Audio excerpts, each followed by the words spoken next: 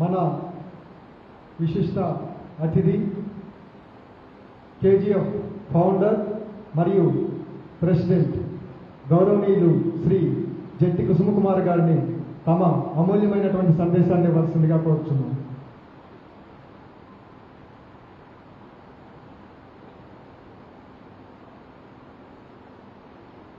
ముందుగా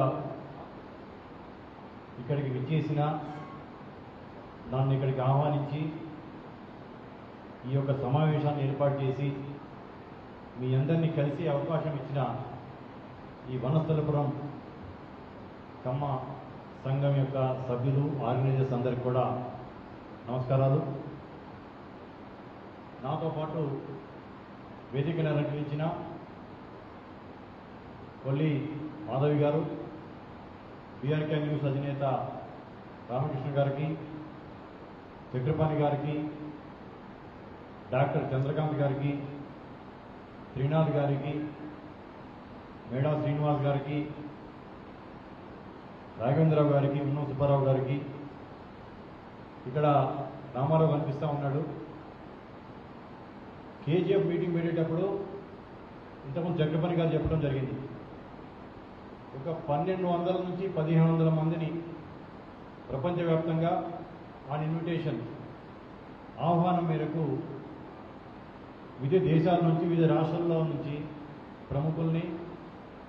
ప్రముఖులే కాకుండా కులాభిమానం ఉన్న వారిని ఆహ్వానించుకొని దీన్ని ఇంకా ముందుకు ఎలా తీసుకెళ్ళాలి, ఈ యొక్క గొప్ప జాతిని కొన్ని కారణాల వల్ల వెనుకబడతా ఉంది, దీన్ని ఇంకా ముందుకు ఎలా తీసుకెళ్ళాలి అనేది ఇప్పుడు రెండు రోజుల వేదోమదనం చేద్దామని దాని మీద మేము అనుకోవడం జరిగింది. కానీ ఆ స్పందన చూసిన తర్వాత 1200 నుంచి 3000, 4000, 5000 కూడా వెళ్ళింది.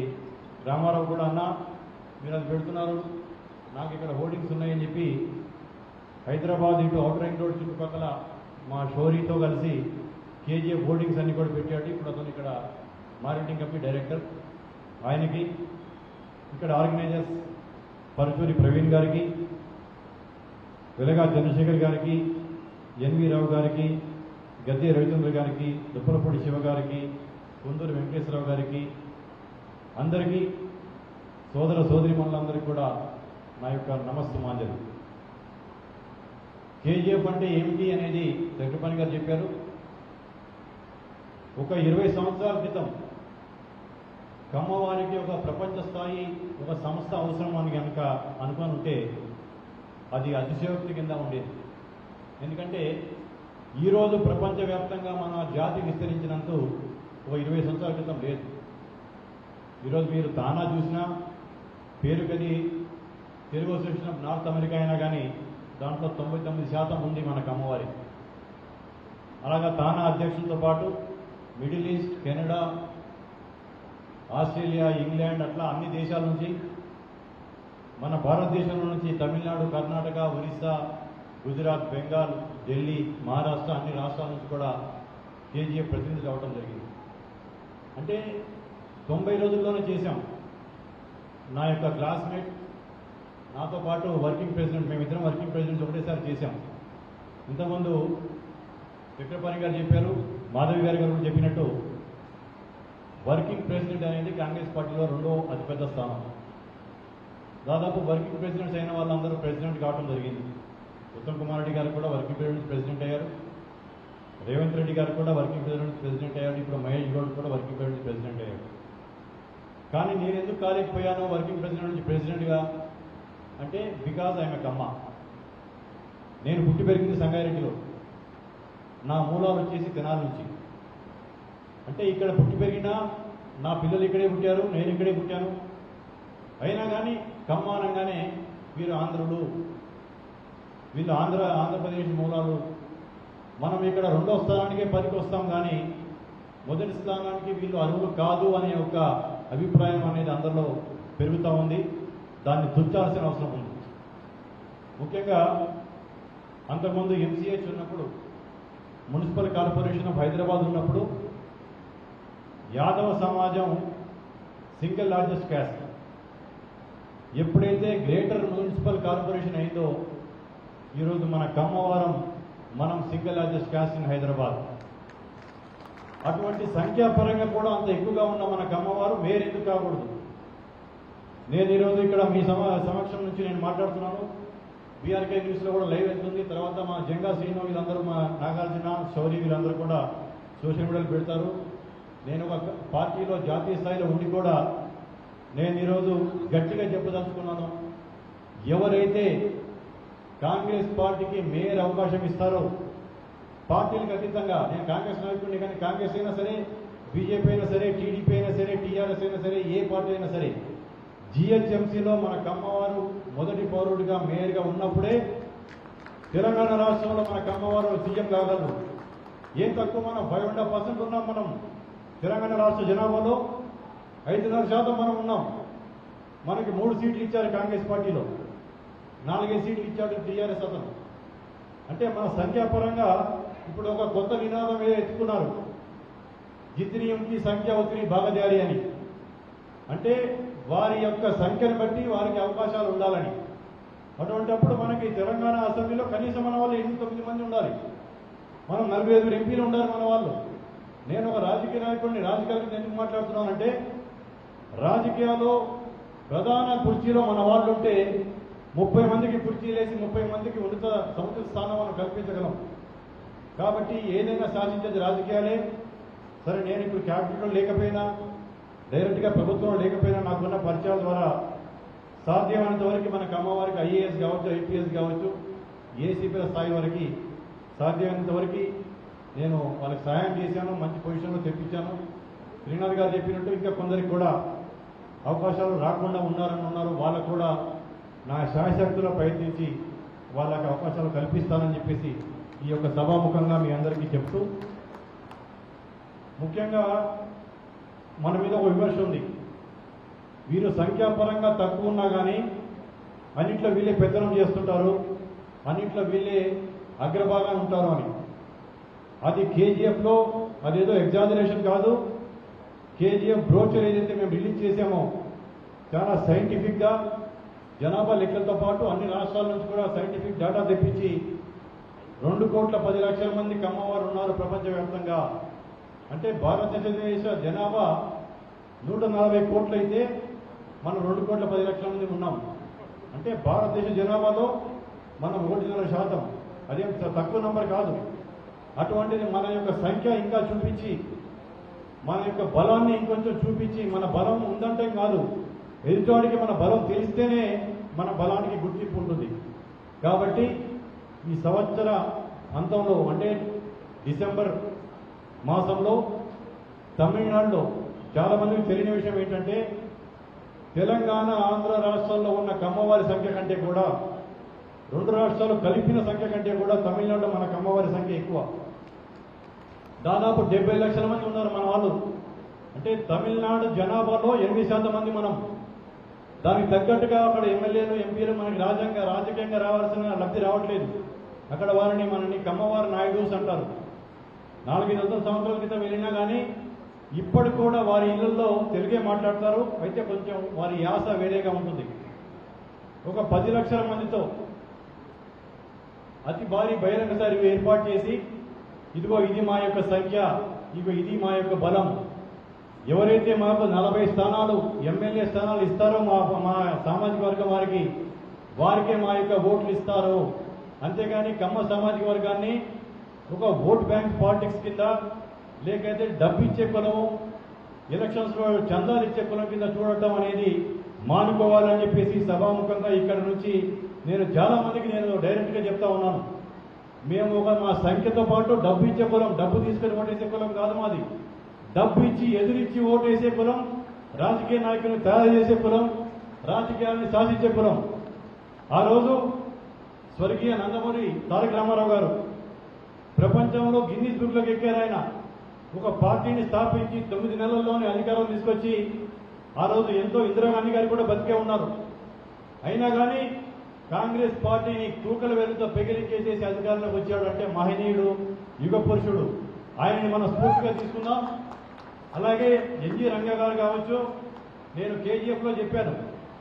కేజీఎఫ్లో చాలా మంది విలేకరులు కూడా నన్ను అడగడం జరిగింది, అన్ని రంగాల్లో మీరే ప్రముఖంగా ఉన్నారు కదా, మరి ఇంక ఏం ఆశించి మీరు ఒక ప్రపంచ స్థాయి ఒక సంస్థని స్థాపిస్తున్నారు అని నేను వాళ్ళకి చెప్పింది ఒకటే, మీకు కనిపిస్తుంది అన్ని రంగాల్లో ప్రముఖంగా సినీ ఫీల్డ్ కావచ్చు, పారిశ్రామికవేత్తలు కావచ్చు, అన్ని రంగాల్లో కనిపిస్తున్న వాళ్ళు మీకు 2-3% మా కమ్మవారిలో అత్యధిక శాతం మధ్యతరగతి, దిగువ మధ్య తరగతి, దాదాపు ఒక 20% దారిద్ర్య రేఖ కంటే కూడా దిగువన ఉన్నారు మా వాళ్ళు.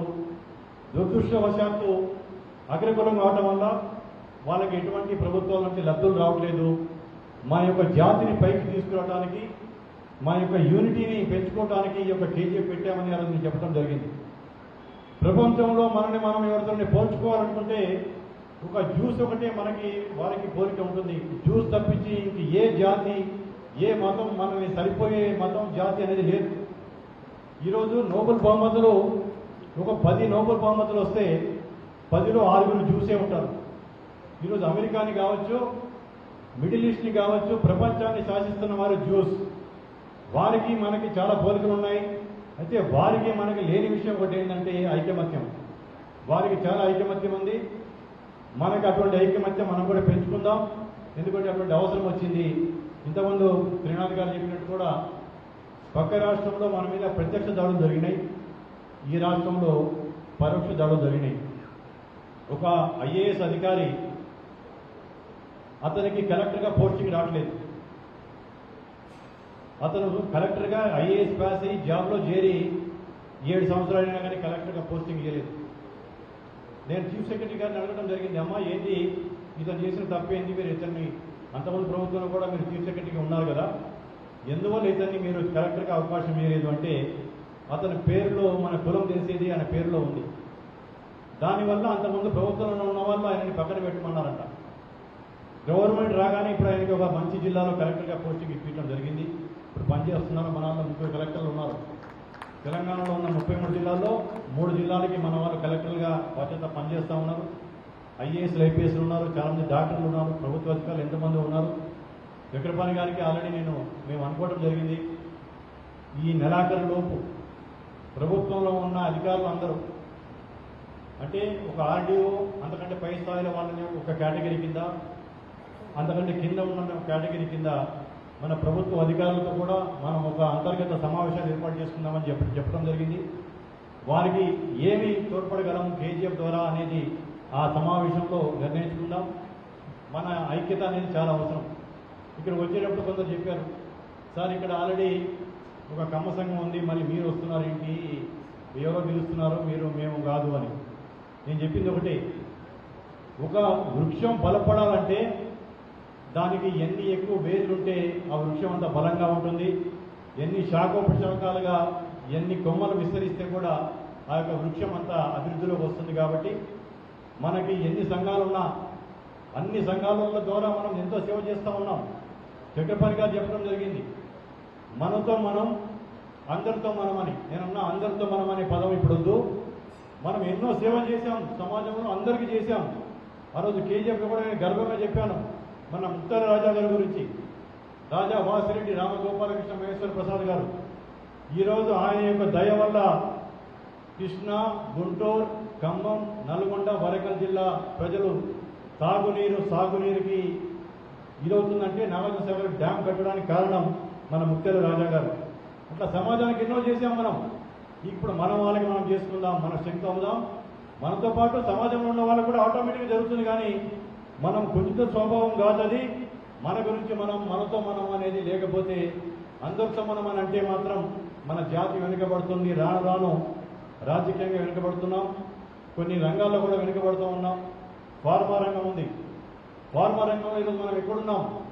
మనం దాటిన వేరే సమాజ వర్గం వాళ్ళు ఎంత ముందుకెళ్లారు, మన వాళ్ళు ఎక్కడో ఒకరో ఇద్దరు ఉన్నారు తప్పించి. ముఖ్యంగా సీడ్స్ రంగం, సీడ్ కంపెనీస్ మనవి ఉండేవి ఒకప్పుడు చాలా. ఈరోజు వేరే వాళ్ళు దాటేశారు మనని. మన కంపెనీలు అన్ఫార్చునేట్లీ ఎన్సీఎల్టీకి కూడా వెళ్ళే పరిస్థితి ఉంది. అలాగా వివిధ రంగాల్లో మన వాళ్ళని పెంచాలంటే, ముందుకు తీసుకెళ్లాలంటే, పైకి పెంచాలంటే మనకి యూనిటీ అనేది అవసరం. దానికి కేజీఎఫ్ తోడ్పడుతుంది. కేజీఎఫ్ నిరంతరంగా శ్రమిస్తుంది.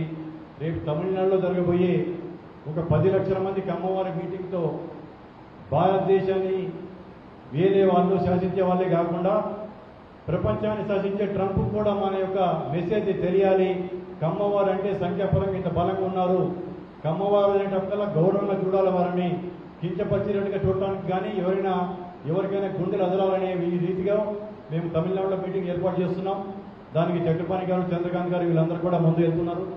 వారితో పాటు రాఘవేంద్ర గారు, మిగతా శ్రీనివాస్ గారు వీళ్ళందరూ కూడా వెళ్తున్నారు. 2-3 ట్రిప్పులు చేసిన తర్వాత ఆ రోజుతో మనకి భారతదేశంలో మన సంఖ్యాపరంగా ఏంటనేది చూపిద్దాం అనుకుంటున్నాం. ఇక్కడ వనస్థలిపురంలో చాలా తక్కువ టైంలోనే ఇది చేశారు. చక్రపాణి గారు ఎంత మెటిక్యులస్ ప్లానర్ అంటే ప్రిపరేటరీ మీటింగ్ కోసం కూడా వారం రోజుల నుంచి ఆయన హైమావతి గారు ఇద్దరు ప్రిపరేటరీ మీటింగ్ కూడా 4-5 సందర్భాల్లో మీరు ఉన్న ముఖ్యులందరితో కలుస్తూ సన్నాహక సమావేశాలు ఏర్పాటు చేస్తూ ఈ యొక్క సమావేశం ఏర్పాటు చేశారు. మీ అందరికీ మరొకసారి ధన్యవాదాలు తెలుపుతూ మన నెక్స్ట్ లక్ష్యం అనేది రాజకీయంగా మనం ఎంకరేజ్ చేయాలి. ఏ పార్టీ అయినా సరే ఎవరికి ఏ పార్టీ సిద్ధాంతాలు నచ్చితే ఆ పార్టీలో ఉండాలి, అన్నింటిలో మనం ఉండాలి, అన్నింటిలో ముందు ఉండాలి అనేది ఒక నాకు సంకల్పం. ముఖ్యంగా జిహెచ్ఎంసీ మేయర్ అనేది కమ్మవారు కావాలి అనేది ఈ రోజు నుంచి దాన్ని సంకల్పంగా తీసుకెళ్దాం. మేయర్ ఎందుకు కాకూడదు? Why we are not eligible? జిహెచ్ఎంసీలో మేము ఎలిజిబుల్ కాదా? సంఖ్యాపరంగా నెంబర్ 1. ఈరోజు తెలంగాణ రాష్ట్రంలో 45 అసెంబ్లీలో జిహెచ్ఎంసీలో కనీసం 80 కార్పొరేట్ డివిజన్స్. మన ఉన్నం సుబ్బారావు గారు సైంటిఫిక్ డాటా కూడా తయారు చేశారు. ఏ కార్పొరేటర్ ఏరియాలో మన వాళ్ళు ఎంతమంది ఉన్నారనేది వాళ్ళందరినీ ఎంకరేజ్ చేద్దాం. ఎవరైనా సరే మన వాళ్ళని గెలిపించుకుందాం, మేయర్ సాధిద్దాం. అలాగే భవిష్యత్తులో మనం వెనకబడకుండా రాజకీయాలన్నింటిలో ముందుండాలని చెప్పి మరోసారి చెప్తూ ఇది ఆర్గనైజ్ చేసిన మీ అందరికీ కూడా మరొకసారి ధన్యవాదాలు తెలుపుతూ ముగిస్తున్నాను. జై హింద్, జై కమ్మ.